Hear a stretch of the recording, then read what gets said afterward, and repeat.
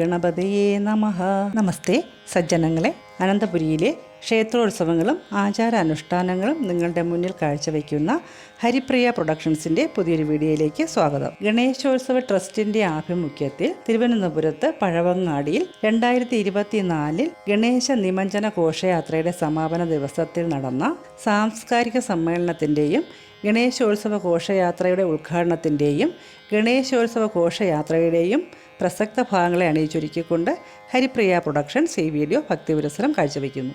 September 4 മുതൽ 12 വരെ നടന്ന ഗണേശോത്സവത്തിന് സമാപനം കുറിച്ചുകൊണ്ട് ചിങ്ങമാസത്തിലെ ശുക്ലപക്ഷ നാളിൽ ഗണേശ ഭഗവാൻ പ്രപഞ്ചത്തിൽ നിറഞ്ഞു നിൽക്കുമെന്നും ഗണേശ ഭഗവാന്റെ കളിമണ്ണിൽ തീർത്ത വിഗ്രഹങ്ങൾ ഭക്തി ആദരവോടുകൂടി 9 ദിവസമോ 7 ദിവസമോ വീടുകളിലും വ്യാപാര സ്ഥാപനങ്ങളിലും പൊതുസ്ഥലങ്ങളിലും ഒരു പൂജാരിയുടെയും സഹായമില്ലാതെ സ്വയം പൂജ നടത്തി നമ്മുടെ ദുഃഖങ്ങളും ദുരിതങ്ങളും ഭഗവാനോട് നേരിട്ട് പ്രാർത്ഥിക്കുകയും പ്രാർത്ഥനകൾക്കും പൂജകൾക്കും ശേഷം കടലിൽ നിമഞ്ജനം ചെയ്യുന്നതോടെ ദോഷങ്ങൾ മാറിക്കിട്ടും എന്ന വിശ്വാസത്തോടു കൂടിയാണ് ഗണേശോത്സവം ആഘോഷിക്കുന്നത്.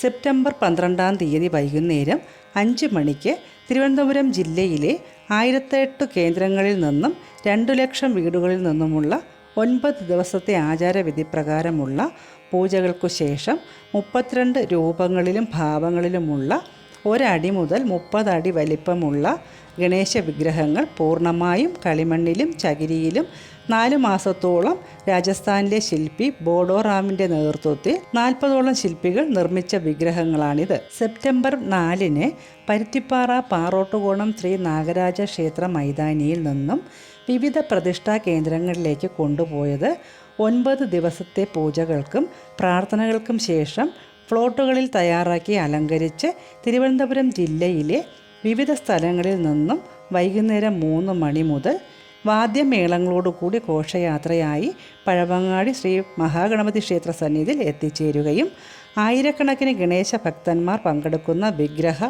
നിമഞ്ജന ഘോഷയാത്രയിലും സാംസ്കാരിക സമ്മേളനത്തിലും മന്ത്രിമാർ, MLA മാർ, MP മാർ, സന്യാസി ശ്രേഷ്ഠന്മാർ, സാമൂഹിക സാംസ്കാരിക ചലച്ചിത്ര വ്യവസായിക മേഖലകളിലെ 100ഓളം വിശിഷ്ട വ്യക്തികൾ പങ്കെടുക്കുകയുണ്ടായി. തുടർന്ന് നടന്ന വിഗ്രഹ നിമഞ്ജന ഘോഷയാത്രയിൽ ശിങ്കാരിമേളം, പൂക്കാവടി, നെയ്യാണ്ടിമേളം, തെയ്യം, പഞ്ചവാദ്യം, പാണ്ടിമേളം, ചെണ്ടമേളം, നാടൻ കലാരൂപങ്ങൾ അണിനിരന്നു. വിഗ്രഹ നിമഞ്ജന ഘോഷയാത്ര 9 മണിക്ക് ശംഖുമുഖം ആറാട്ട് കടവിൽ എത്തിച്ചേരുമ്പോൾ വയനാട് ദുരന്തത്തിൽ സർവ്വതും നഷ്ടപ്പെട്ട കുടുംബങ്ങൾക്കു വേണ്ടി പ്രത്യേക ഹോമവും പൂജയും നടത്തുകയുണ്ടായി. വെങ്ങാനൂർ പൗർണമിക്കാവ് ക്ഷേത്ര തന്ത്രിമാർ ഗണേശ വിഗ്രഹ നിമഞ്ജന പൂജാ കർമ്മങ്ങൾക്ക് നേതൃത്വം നൽകി. ഈ ഘോഷയാത്ര കാണുവാൻ ദേശത്തിൻ്റെ നാനാഭാഗത്തു നിന്നുമുള്ള ഭക്തജനങ്ങൾ പഴവങ്ങാടി ശ്രീ മഹാഗണപതി ക്ഷേത്രത്തിനു മുന്നിൽ തടിച്ചുകൂടുകയുണ്ടായി. സാംസ്കാരിക സമ്മേളനത്തിനു ശേഷം ശ്രീ മഹാഗണപതി ക്ഷേത്രത്തിനുള്ളിൽ നിന്നും പോറ്റി കൊണ്ടുവന്ന ദീപം നിലവിളക്കിൽ തെളിയിച്ച് പ്ലോട്ടിലുള്ള ഗണപതി ബിംബത്തിന് ആരതി നൽകിയതിനു ശേഷമാണ് വർണ്ണോത്സവമായ ഘോഷയാത്ര പഴവങ്ങാടിയിൽ നിന്നും ശംഖുമുഖം ആറാട്ട് കടവിലേക്ക് യാത്ര തിരിച്ചത്. ഈ ഭക്തിനിർഭരമായ ഗണേശോത്സവ കാഴ്ചകൾ കാണുകയും മറ്റുള്ളവർക്കായി ഈ വീഡിയോ ഷെയർ ചെയ്യുകയും ചെയ്ത് ഗണപതി ഭഗവാന്റെ അനുഗ്രഹ കൃപാകടാക്ഷത്തിന് പാത്രീഭൂതരാകട്ടെ എന്നും മുൻ വർഷങ്ങളിൽ നടന്ന ഗണേശോത്സവ ഘോഷയാത്രയുടെയും ശംഖുമുഖത്ത് നടന്ന ഗണേശ വിഗ്രഹ നിമഞ്ജനത്തിൻ്റെയും വീഡിയോകൾ കാണുവാൻ ഞങ്ങളുടെ ചാനൽ സന്ദർശിക്കുക. ഈ വീഡിയോയെക്കുറിച്ചുള്ള നിങ്ങളുടെ വിലയേറിയ നിർദ്ദേശങ്ങളും അഭിപ്രായങ്ങളും ഞങ്ങളുടെ യൂട്യൂബ് കമൻറ്റ് ബോക്സിൽ എഴുതി അറിയിക്കുക. പ്രോഗ്രാം നിങ്ങൾക്ക് ഇഷ്ടപ്പെട്ടിട്ടുണ്ടെങ്കിൽ ഞങ്ങളുടെ ചാനൽ ലൈബ്രറിയിൽ നിങ്ങൾക്കും ഒരംഗമാകാം. പുതിയൊരു ക്ഷേത്ര വിശേഷങ്ങളുമായി എത്തുന്നതുവരെ എല്ലാ സജ്ജനങ്ങൾക്കും ഓണാശംസകൾ നേർന്നുകൊണ്ട് നന്ദി, നമസ്കാരം. ഹരിപ്രിയ പ്രൊഡക്ഷൻസിന് വേണ്ടി ഞാൻ ഹരിപ്രിയ രാജ്കുമാർ. ലോകാ സമസ്ത സുഖിനോ ഭവന്തു.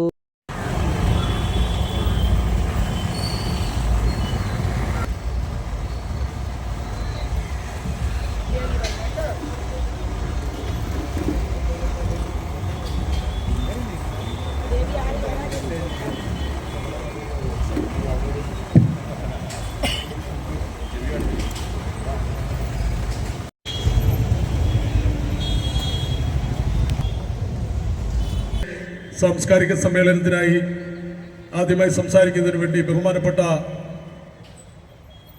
മുൻ മന്ത്രിയും UDF കൺവീനറുമായ ശ്രീ MM അസദ് സാർ അവരെ ക്ഷണിച്ചു.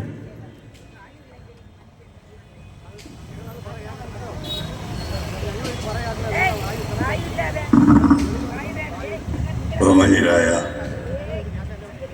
നേതാക്കളെ, ബഹുമാന്യരായ ഭക്തജനങ്ങളെ, മത പുരോഹിതന്മാർ, ഗണേശോത്സവം രാജ്യവ്യാപകമായി ഇന്ന് ആഘോഷിക്കുകയാണ്. ഗണേശോത്സവ ട്രസ്റ്റ് കമ്മിറ്റി എല്ലാ വർഷവും നടത്തുന്ന ഗണേശോത്സവ പരിപാടികളിൽ പങ്കെടുക്കാൻ എനിക്ക് അവസരം കിട്ടിയിട്ടുള്ളൂ. ഹിന്ദുമത ധർമ്മ അനുഷ്ഠാനങ്ങളിൽ പ്രഥമ ഗണനീയൻ മഹാഗണപതിയാണ്. ഹിന്ദുമത വിശ്വാസികൾ ഏറ്റവും കൂടുതൽ ആരാധിക്കുന്ന ഈ മഹാഗണപതിയുടെ അവതാരത്തിൻ്റെ ആഘോഷമാണ്. ഞാൻ ഈ ആഘോഷത്തിൽ പങ്കെടുക്കുന്നത് ഇന്ത്യയിലെ ഹിന്ദു മതവിശ്വാസികളുടെ ഒരു വലിയ ആഘോഷമാണ്. നമ്മുടെ നാട് ഒരു മതേതര രാജ്യമാണ്. സർവമതങ്ങളുടെയും സംഗമസ്ഥാനമാണ് ഇന്ത്യ. അഭിമന്യരായ രാഷ്ട്രീയ, സാമൂഹിക, സാംസ്കാരിക, ആത്മീയ മണ്ഡലങ്ങളിലെ നേതാക്കന്മാരെ, ഗുരുജനങ്ങളെ, മാധ്യമ സുഹൃത്തുക്കളെ, നല്ലവരായ നാട്ടുകാരെ, സഹോദരി സഹോദരന്മാരെ, മതേതരത്വത്തിൻ്റെ പ്രതീകമായി ഗണേശോത്സവം മാറിയിരിക്കുകയാണ്. ജാതിമത ഭേദമന്യേ എല്ലാ വിഭാഗങ്ങളും സർവ്വ ഐശ്വര്യങ്ങളെക്കുറിച്ച് ഓർക്കുമ്പോൾ അവരുടെ എല്ലാം മുന്നിൽ ആദ്യം ഓർമ്മ വരുന്നൊരു രൂപമാണ് ഗണേശ ഭഗവാന്റെ വിഗ്രഹം. ഗണേശോത്സവ ട്രസ്റ്റ് കമ്മിറ്റിയുടെ ആഭിമുഖ്യത്തിൽ കഴിഞ്ഞ കുറേ കാലമായി തിരുവനന്തപുരം നഗരത്തിലെ ഏറ്റവും പ്രധാനപ്പെട്ട ഗണേശോത്സവ സംഘാടകരായി നമ്മുടെ ഗണേശോത്സവ ട്രസ്റ്റ് കമ്മിറ്റി മാറിയിരിക്കുന്നു. പഴവങ്ങാടി മഹാഗണപതി ക്ഷേത്രത്തിൻ്റെ തിരുമുറ്റത്ത് നടക്കുന്ന ഈ പരിപാടി കൂടുതൽ അർത്ഥവത്തായ ഒന്നാണ്. എത്രയും ബഹുമാന്യരായ വിശിഷ്ട വ്യക്തികളെ, ഭക്തജനങ്ങൾ, ഗണേശ ഭഗവാന്റെ അനുഗ്രഹം കൊണ്ട് ഈ വർഷവും മിഴിതുറക്കൽ ചടങ്ങിലും ഇന്നത്തെ ഘോഷയാത്ര ചടങ്ങിലും സംബന്ധിക്കാൻ കഴിയും. കഴിഞ്ഞ കുറേ വർഷങ്ങളായി ഇവിടെ നഗരത്തിൻ്റെ MLA ആയിരുന്ന കാലം മുതൽ ഈ 2 ചടങ്ങുകൾ കഴിയുന്ന മുടങ്ങാതെ പങ്കെടുക്കാൻ ശ്രമിച്ചിട്ടുണ്ട്. വടകര MP ആയിരുന്ന സമയത്തും ഈ ദിവസം സെലക്ട് ചെയ്ത് തിരുവനന്തപുരത്ത് വന്ന് ചടങ്ങിൽ പങ്കെടുക്കാം. മഹാഗണപതിയുടെ മഹാത്മ്യത്തെക്കുറിച്ച് ദീർഘമായിട്ട് പറയേണ്ട കാര്യമില്ല, എല്ലാവർക്കും അറിയാം. നേരത്തെ MSN പറഞ്ഞ പോലെ ഹിന്ദു മതവിശ്വാസം അനുസരിച്ച് ഏത് കാര്യങ്ങൾ തുടങ്ങുമ്പോഴും ഗണപതി ഹോമം നടത്തിയിട്ട് വേണം തുടങ്ങാൻ എന്നാണ് ശാസ്ത്രം. ഒരു ക്ഷേത്രത്തിൽ പ്രതിഷ്ഠയുണ്ടെങ്കിലും ഒരു സാംസ്കാരിക ചടങ്ങ് നടക്കുമ്പോഴെല്ലാം ഗണപതി ഭഗവാനെ പ്രാർത്ഥിച്ചുകൊണ്ടാണ് തുടക്കം. നാളികേരം സമർപ്പിക്കുന്നത് ഗണപതി ഭഗവാന്റെ ഏറ്റവും പ്രധാനപ്പെട്ട ഒരു ചടങ്ങാണ്. അപ്പോൾ നമുക്കിതിനെ അറിയാം, പഴവങ്ങാടി ഗണപതി ക്ഷേത്രത്തിൽ ഒരു ദിവസം എത്രയോ ആളുകൾ, ആയിരങ്ങളാണ് വന്ന് നാളികേരം ഉടയ്ക്കാറ്. തീർച്ചയായിട്ടും നമ്മൾ ഇന്ന് ഈ വിഗ്രഹങ്ങൾ എന്ന് പറയുന്നത് നമ്മളൊക്കെ പല വീടുകളിൽ പൂജിച്ച, അതായത് നമ്മുടെ മനസ്സിലെ മാലിന്യങ്ങളാണ് നമ്മൾ ആ വിഗ്രഹത്തിൽ സമർപ്പിക്കുന്നത്. വിശിഷ്ട വ്യക്തികളെ, പ്രിയപ്പെട്ട സഹോദരി സഹോദരന്മാരെ, സുഹൃത്തുക്കളെ, ഗണേശോത്സവ ട്രസ്റ്റിൻ്റെ ആഭിമുഖ്യത്തിൽ എല്ലാ വർഷവും നടത്തി വരുന്ന ഈ സാംസ്കാരിക സമ്മേളനം, അതിൽ പങ്കെടുക്കാൻ കഴിഞ്ഞതിലുള്ള അതിയായ സന്തോഷം ഞാനും ഈ അവസരത്തിൽ രേഖപ്പെടുത്തുകയാണ്. പഴവങ്ങാടി ഗണപതി ഭഗവാന്റെ മുന്നിലാണ് ഈ ചടങ്ങ് ഇന്നിവിടെ നടക്കുന്നത്. ഞാനും യഥാർത്ഥത്തിലൊരു ഗണപതി ഭക്തനാണ്.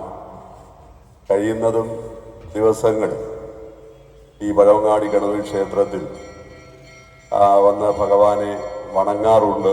ആ ഒരു സന്തോഷം കൂടെ ഈ ചടങ്ങിനുണ്ട്, ഈ പങ്കെടുക്കുന്നതിലുണ്ട്. തീർച്ചയായിട്ടും നമുക്കറിയാം, ഇവിടെ സൂചിപ്പിച്ചതുപോലെ സർവ വിഘ്നങ്ങളും മാറ്റുന്നതിന് വേണ്ടിയാണ് ഗണപതി ഭഗവാനെ നമ്മൾ ഭജിക്കുന്നത്. വിശിഷ്ട വ്യക്തികളെ, ഭക്തജനങ്ങളെ, നിങ്ങൾക്കെല്ലാവർക്കും എൻ്റെ നമസ്കാരം. ഏകദേശം 10 വർഷത്തിന് മുകളിലായി ഗണേശ ഉത്സവ കമ്മിറ്റിയുമായിട്ട് ഒത്തുചേർന്ന് പ്രവർത്തിക്കാൻ എനിക്ക് അവസരം കിട്ടിയത് വലിയൊരു ഭാഗ്യവും ഗണേശ ഭഗവാന്റെ അനുഗ്രഹം കൊണ്ട് ഒന്ന് മാത്രമെന്ന് ഞാൻ വിശ്വസിക്കുന്നു. ഇത്തവണത്തെ ഗണേശോത്സവം സംഘടിപ്പിക്കാൻ പലതരത്തിലുള്ള പ്രതിബന്ധങ്ങളും പ്രതിസന്ധികളും ഉണ്ടായിരുന്നു.